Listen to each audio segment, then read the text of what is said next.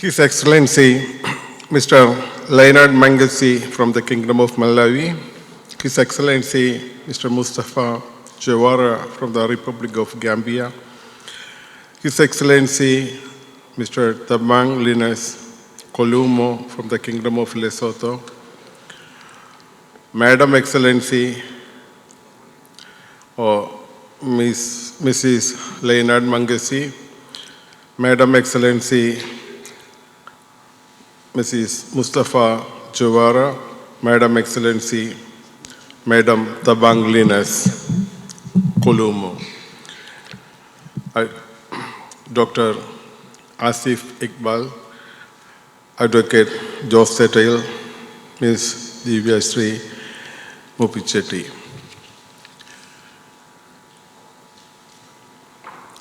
The prominent businessmen here, leading politicians, friends, relatives, ladies and gentlemen. Surely it is a privilege for me to be on this dais today as the Trade Commissioner of Commonwealth nations. And first of all, I thank the Excellencies for bestowing me the post as the Commissioner, Trade Commissioner of Commonwealth. And I would like to especially thank Dr. Asif for coordinating all these procedures.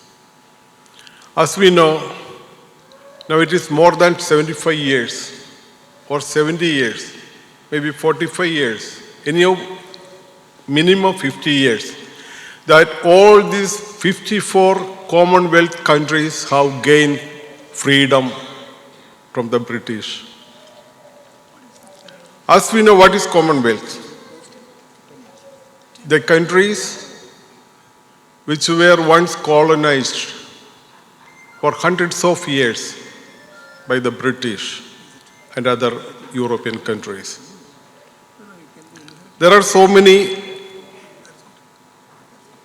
opposite reactions for that, just bringing down the progress of each country, inhibiting the development of each nation, annihilating the culture of that country. 54 countries like that. But there are some positive points and positive aspects that all these countries use together. We can take, for instance, India. Before the British came, there were more than 250 small territories which were fighting each other. And the social apartheid, religious apartheid was huge, had a huge impact on the development of mindset of each person, each national. Almost every country are like that. But with the advent of this colonization, there are two main advances.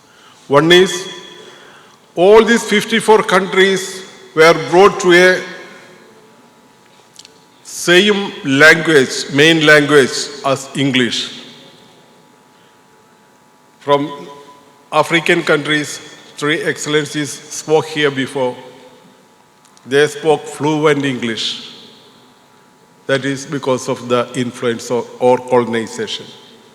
And all those countries had the nationality of all these countries to form unions or to form unity against the British, to expel them, to get freedom from them.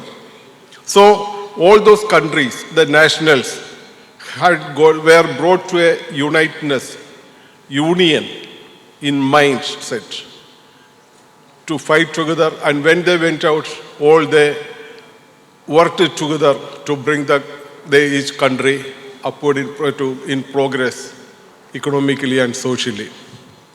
But To the dismay, many of the countries have not achieved the goals they could with the potential of the resources in each country. We heard these excellencies talking about the available resources in their countries. But those resources are not tapped in full. That is why still they are developing countries. There is no difference between any country in the world in connection when we look from the aspect of resources. Every country has got one or another resource or another natural resources. We know the Gulf countries before the 50s, they were just a part of the Arabian desert, Sahara. But when their resource of petroleum was invented, they started to utilize it in full-fledged. They became the leading economies in the world. So also, in Africa, there are so many untapped resources. In India also, recently only, some new, which one for the battery? New resources, which lithium in Kashmir and in Rajasthan and Karnataka. Recently, we found the potential. That is just starting only. And uranium, one of the excellencies was talking, uranium, gold. So many valuable resources available. Still, hundreds of resource elements still not tapped adequately. So what we can do is that, especially as the Keralites, we know more than 4 million Keralites are working or doing business in various countries.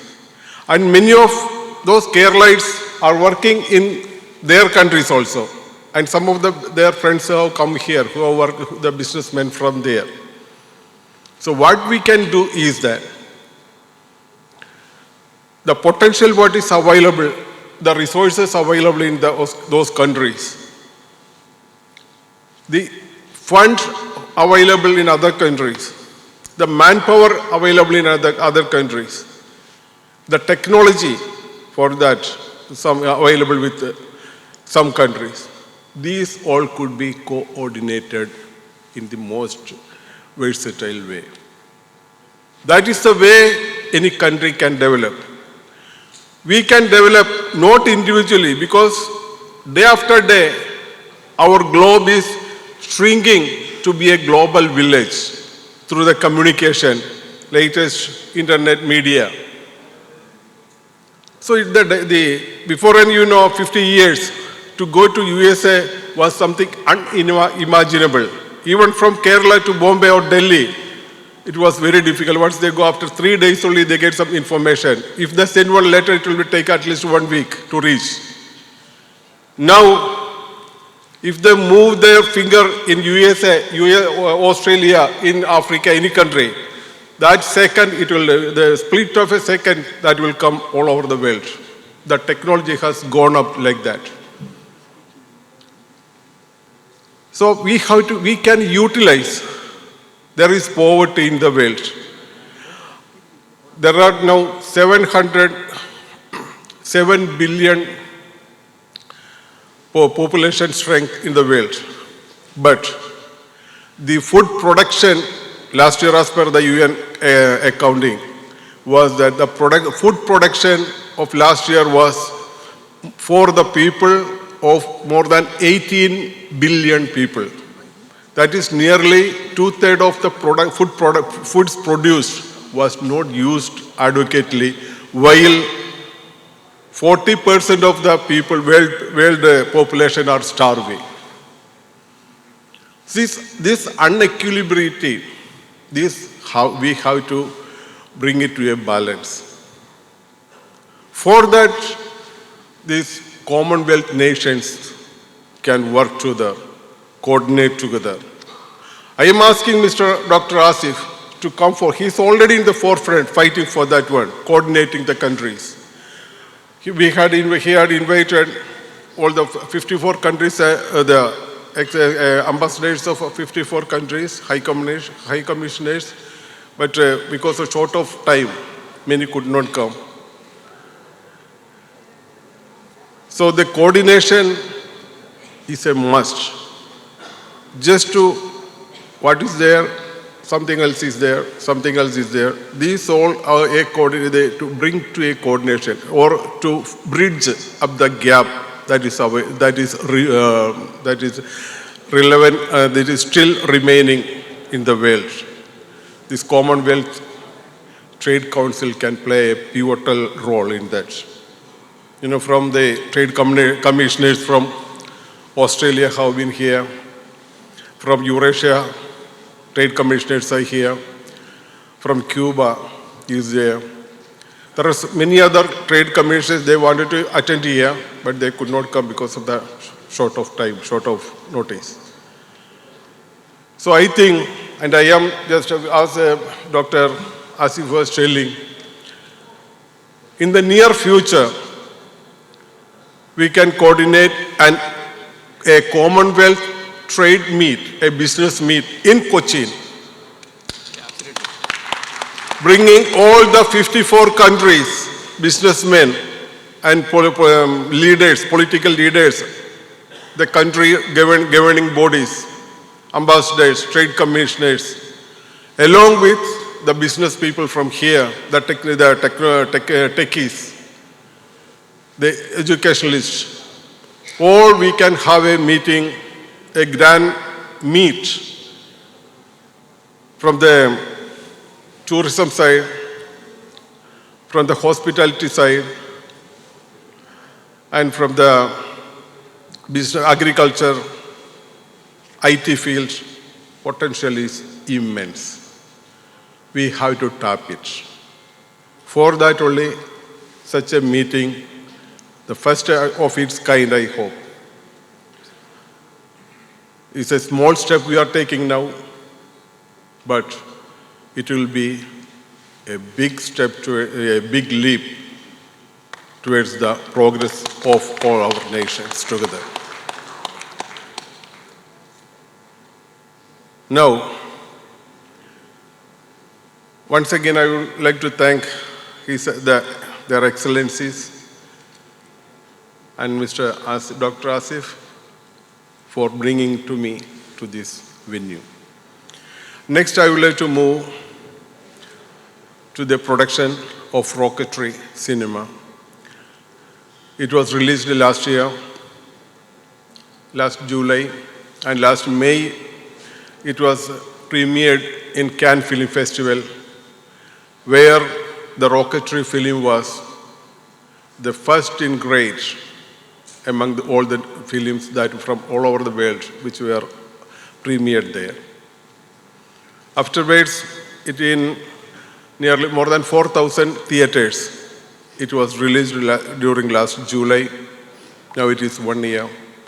Much above our expectation had the viewership gone up.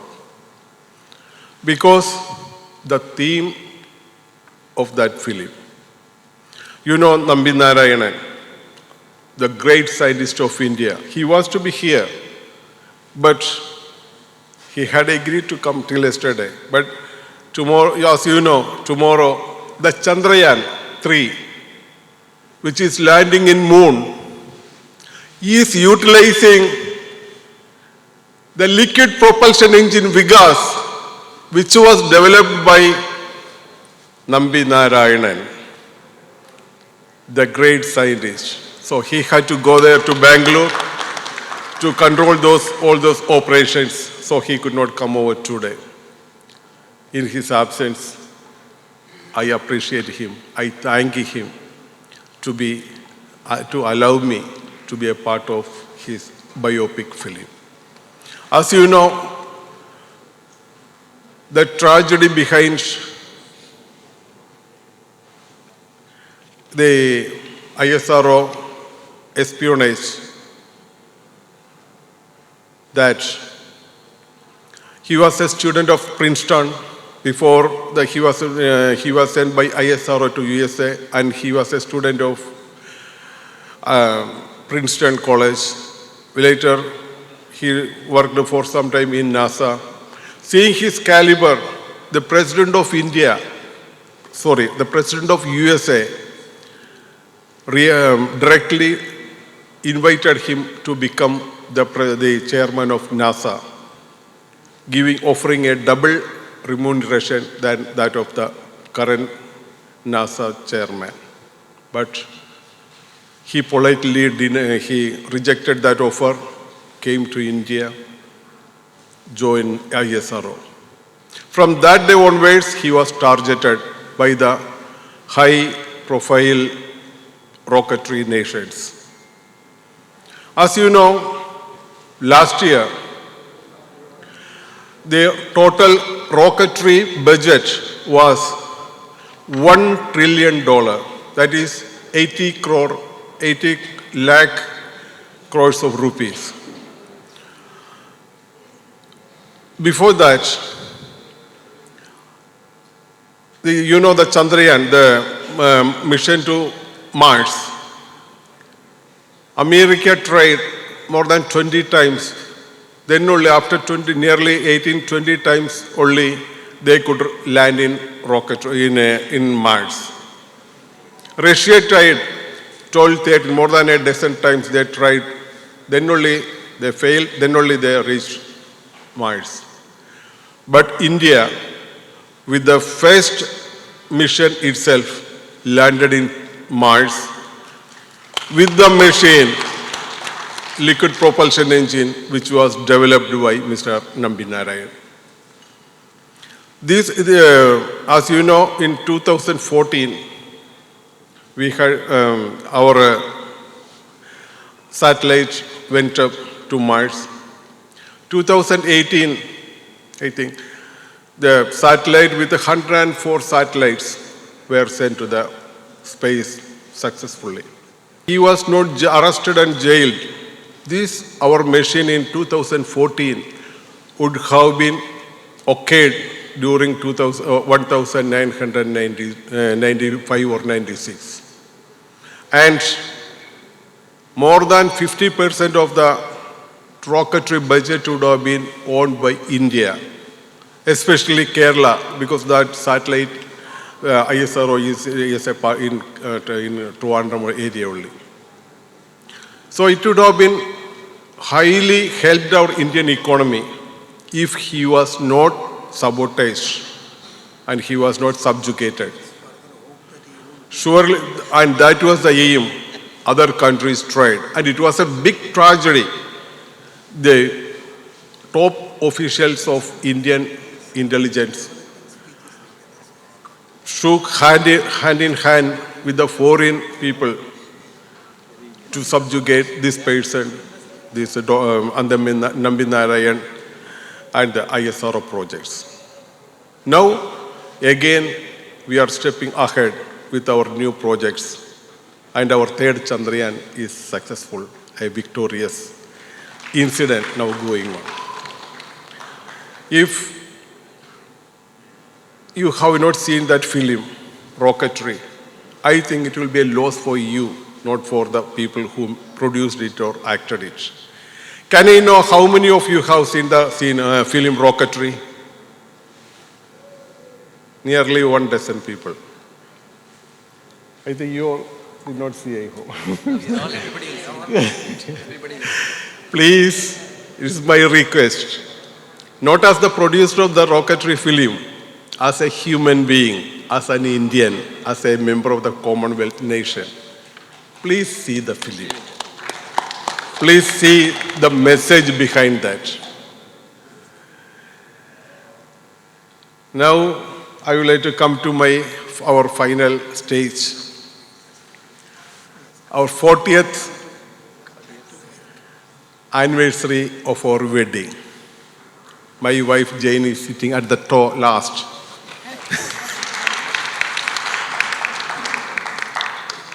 You know, today is Karkadagam 1. Those who are in Kerala, you know, Karkadagam, that is the Malayalam calendar in Kerala or in India, which is based on a lunar calendar, based on the moon rotation.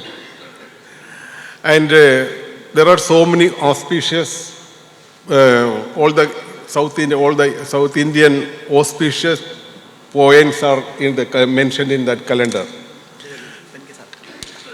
And in 1983, the year of our wedding, this marriage, somebody proposed it on today. It is Karkadagam 1, the worst date, worst ominous date. That is, if you get married or anything, if you do good, never that project will succeed. So all the elders on those days said, no, you cannot conduct any marriage on this day. You have to change the date. This Karkadagam 1. Then I told them, on this day only I want the marriage. So some got furious, some got disappointed, like that somewhere that day it was okay. But that marriage occurred that the same day, or Karkadagam 1, July 17, 1983. And we too are successfully. There are some hurdles in our life, but as you know, we are still as two birds. We are trying to fly around. Now we had been, for 35 years, we had been in the Middle East, flying all over the world. Now since nearly last 10 years, we have settled as our children, our son, he's going around the world. Anyhow, we both thank God and our relatives, friends, and our nation for assisting us or helping us to develop our life to a full-fledged one. The Almighty is always before us.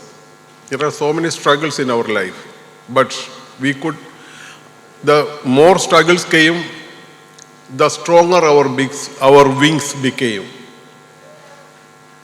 That is why we can stand here with a strong heart, strong hands, and confidence. Thank you. Thank you all.